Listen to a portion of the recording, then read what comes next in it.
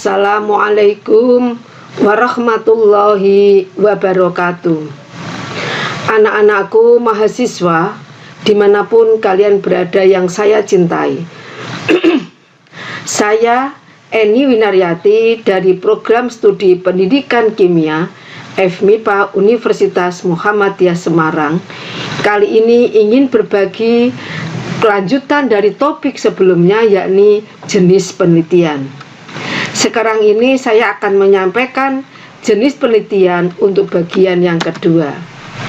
Maka langsung saja bahwa jenis penelitian yang keenam adalah penelitian historis atau sejarah.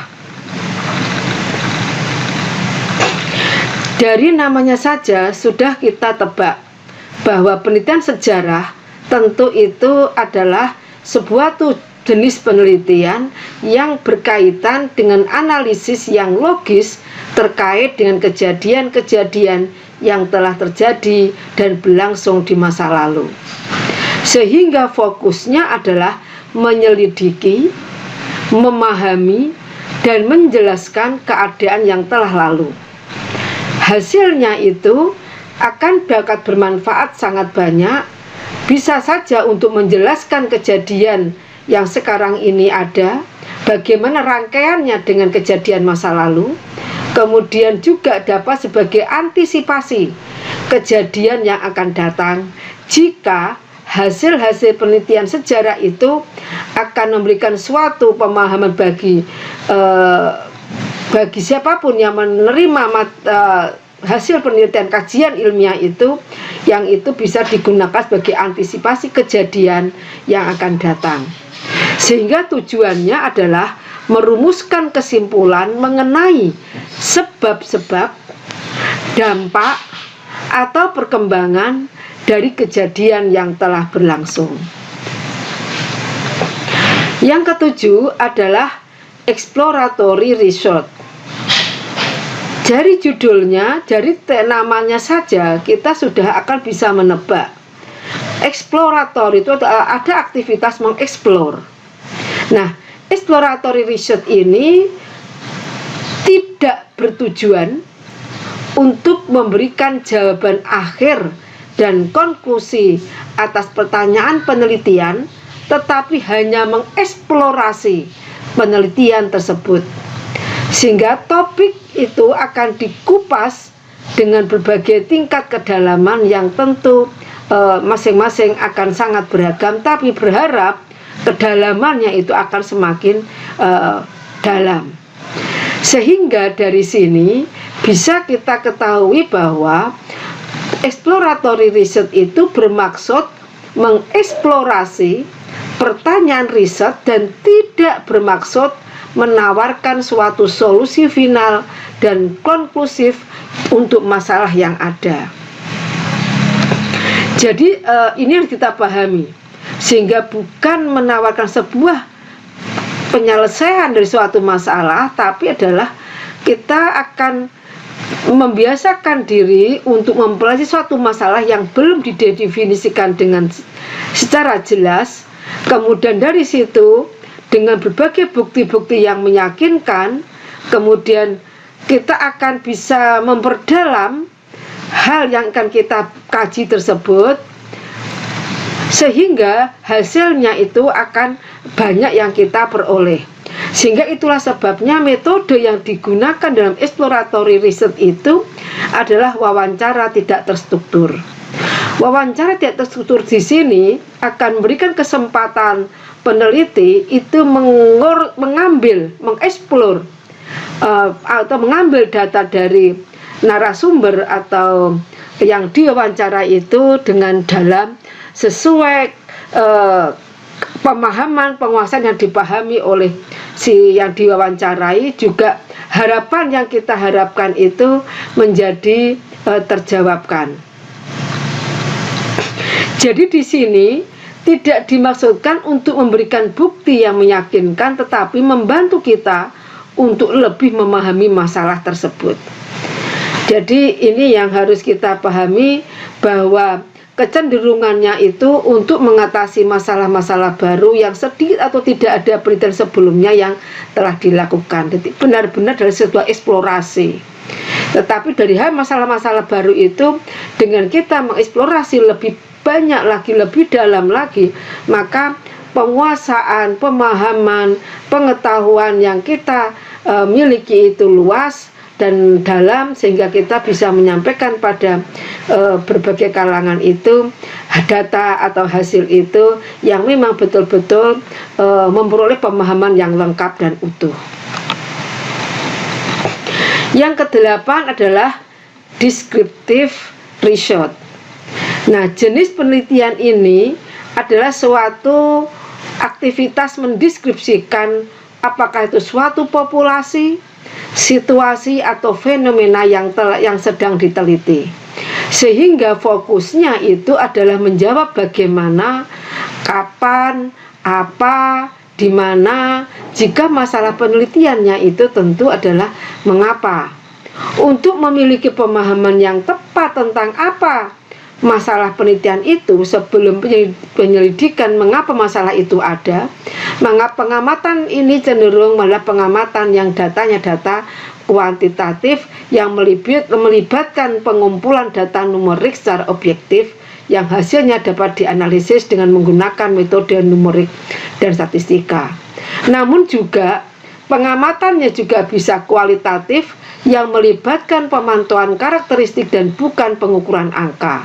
Sehingga deskriptif di sini merupakan ada deskriptif kualitatif, ada deskriptif kuantitatif. Tergantung data yang kita miliki, cara perolehannya seperti apa dan menggunakan apa. Sehingga dari hasil data, apakah itu kualitatif atau itu kuantitatif, yang kemudian kita deskripsikan, maka ini disebut dengan penelitian deskriptif. Sebagai contoh adalah bahwa deskriptif itu bagaimana gambaran berubah dan kapan perubahan waktu sebelum meminta mengapa. Artinya di sini deskriptif itu seperti kita adalah mengharapkan suatu pemahaman, mendeskripsikan bagaimana pengaruh atau gambaran blue film yang atau analisis blue film yang terjadi pada kalangan remaja misalnya. Nah, di sini tentu kita akan mencari data-data kuantitatif, itu mungkin dengan pertanyaan-pertanyaan yang memang untuk dihasilkan data kuantitatif, juga mungkin ada pengamatan kualitatif. Secara kualitatif itu kemudian kita deskripsikan. Jadi penelitian ini bisa memberikan suatu dukungan dari data yang ada itu untuk dijelaskan secara lebih rinci. Yang kesembilan adalah survei research. Dalam penelitian survei, peneliti membuat survei atau kuesioner dan menyebarkannya kepada responden yang memberi jawaban. Jadi ini umumnya digunakan untuk misalnya sebuah perusahaan ingin menawarkan suatu produk baru, agar produk baru itu diterima oleh masyarakat apakah tidak, maka kadangkala masyarakat diberi survei, diadakan kegiatan survei dulu untuk melihat sejauh mana masyarakat itu menangkap suatu usaha yang akan dikembangkan tersebut atau bisnis tersebut. Nah, dengan demikian survei itu bisa memperkuat apakah memang hasilnya memuaskan atau baik, maka tentu akan bisa mendukung usaha tersebut. Jadi tentu karena survei riset ini itu menginginkan data dari responden secara langsung, maka tentu informasi itu akan didapatkan secara langsung melalui sumber utama. Nah, dalam beberapa kasus penelitian survei itu menggunakan perpaduan antara strategi kualitatif dan kuantitatif. Semua demikian pula tadi pada deskriptif juga bisa dengan strategi kualitatif dan kuantitatif. Penelitian dilakukan mengambil sampel tertentu bisa untuk merumuskan keseluruhan populasi penelitian. Karena survei riset ini tidak mungkin kalau kita itu akan meneliti respon masyarakat terhadap sesuatu, maka kemudian kita teliti seluruh masyarakat, rasanya tidak mungkin. Maka tentu menggunakan teknik pengambilan sampel pada jumlah tertentu, tapi sampel yang diambil itu sudah bisa mampu mewakili, mengeneralisir dan merumuskan kesimpulan dari keseluruhan populasi yang ingin diteliti. Meskipun kalau kita ingin tahu sesuatu respon masyarakat di daerah Semarang, kota Semarang misalnya, tidak mungkin kita akan mendata, meminta, mewawancarai responden itu seluruh masyarakat. Tentu kita bisa menggunakan apakah klasterisasi, dengan kita buat klaster-klaster atau bagaimana, itu tergantung metode yang akan kita sepakati. Yang ke-10 adalah penelitian ex post facto, suatu fakta. Jadi penelitian ini dilakukan setelah suatu kejadian itu terjadi. Dicari apa saja faktor dan variabel yang mungkin dapat mempengaruhi sebuah kejadian yang telah terjadi dan memiliki dampak signifikan. Sehingga tujuan dari penelitian ex post facto di sini untuk meneliti peristiwa yang telah terjadi yang kemudian meruntut ke belakang untuk mengetahui faktor-faktor yang dapat menimbulkan kejadian tersebut apa saja. Bertujuan menemukan penyebabnya, memungkinkan perubahan perilaku, gejala atau fenomena yang disebabkan oleh suatu peristiwa, perilaku atau hal-hal yang menyebabkan perubahan variabel bebas secara keseluruhan yang sudah terjadi. Contohnya adalah pengaruh blue film terhadap tingkat kenakalan remaja.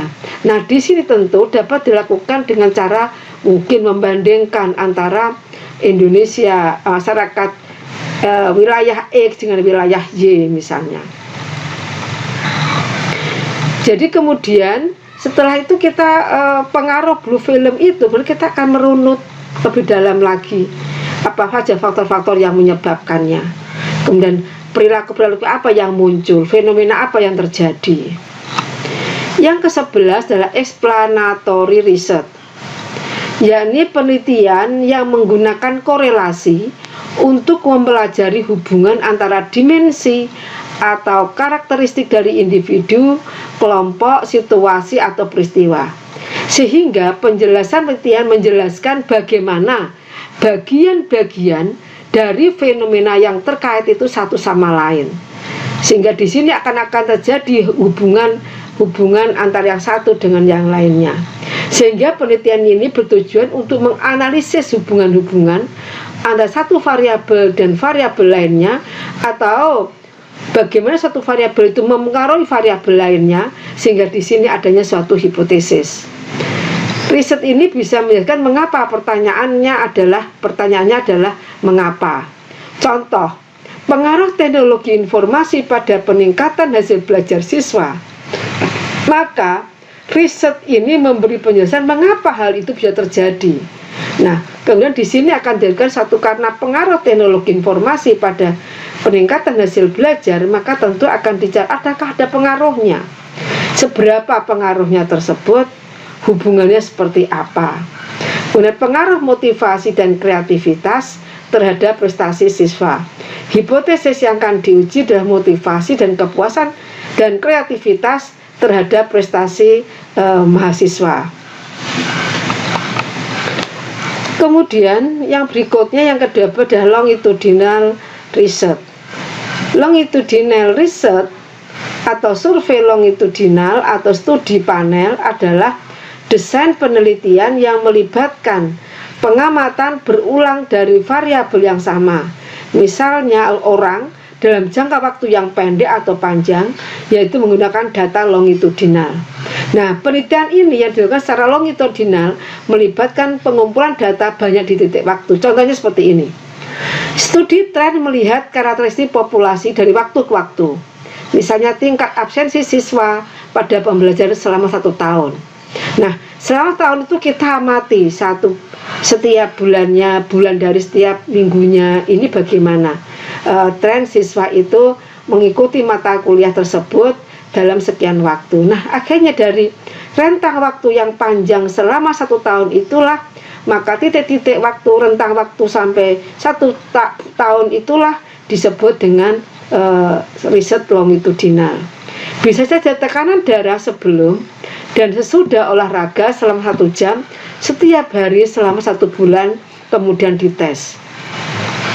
Nah, sebelum olahraga dites setiap harinya dan setelah olahraga dites dilakukan selama 1 bulan, kemudian akan dilihat bagaimana gambarannya, bagaimana apakah mengalami peningkatan, penurunan, ataukah hasilnya seperti apa, yang itu bisa menjadi tambahan suatu data yang untuk kita jadikan keputusan-keputusan untuk aktivitas berikutnya. Perkembangan tracer study selama 2 tahun misalnya. Tapi longitudinal ini memang tidak sampai lama. Kalau lama sekali itu bisa saja terjadi ada beberapa yang mungkin mempengaruhi sehingga keberhasilannya atau orang yang mengikuti itu tentu akan muncul di saling jenuh, kemudian juga tentu butuh waktu yang lama, itu adalah butuh ke setiap hari, apakah setiap minggu itu harus selalu kontinu untuk dilakukan, dan ini memang membutuhkan keistiqomahan bagi yang bersangkutan. Yang ke-13 adalah cross-sectional research. Jenis penelitian ini disebut juga dengan analisis cross-seksional, studi transversal atau studi prevalensi. Studi one shot dan shot atau cross-seksional adalah studi di mana datanya dikumpulkan sekali selama periode hari, minggu, atau bulan. Merupakan jenis penelitian observasional yang menganalisis data variabel yang dikumpulkan pada satu titik waktu tertentu di seluruh populasi sampel atau subset yang telah ditentukan sebelumnya. Jadi di sini berbeda, ada lawannya dari penelitian longitudinal. Sehingga penelitian ini bertujuan untuk eksplorasi atau deskriptif. Nah, sebagai ilustrasi, studi longitudinal dengan cross-seksional adalah yang sebelah sini cross-seksional. Di grup 1 berbeda grup, ya, tapi satu waktu yang sama. Jadi kalau kita mau menetapkan, saya setiap bulan akan meneliti, 1 bulan ini meneliti langsung banyak grup 1, grup 2, grup 3, dan seterusnya. Tetapi longitudinal itu grup 1 itu waktunya beda, grup 2 waktunya beda, grup 3 waktunya beda. Jadi kalau cross-seksional itu sekaligus dalam waktu yang sama, kalau ini waktunya berbeda. Nah, studi longitudinal berulang kali mengamati peserta selama periode waktu tertentu. Studi cross-seksional memeriksa sampel yang berbeda dari populasi pada satu titik waktu yang sama. Jadi, titik waktu yang sama, populasi pada satu populasi, tapi mungkin sampelnya yang berbeda-beda. Mereka dapat digunakan untuk memberikan gambaran tentang kelompok atau masyarakat pada saat tertentu. Jadi kalau itu ada suatu wilayah, maka bisa saja ini desa A, desa B, desa C, kita teliti waktunya yang sama. Nah, desa A, desa B, desa C, waktunya beda-beda. Ini adalah kalau ini sampelnya sama, jadi ini grup 1 semuanya, tapi waktunya beda-beda. Kalau ini grupnya beda-beda, waktunya sama. Inti poinnya di situ. Mudah-mudahan pemahaman menjadi makin lengkap. Demikian yang bisa saya sampaikan. Assalamualaikum warahmatullahi wabarakatuh.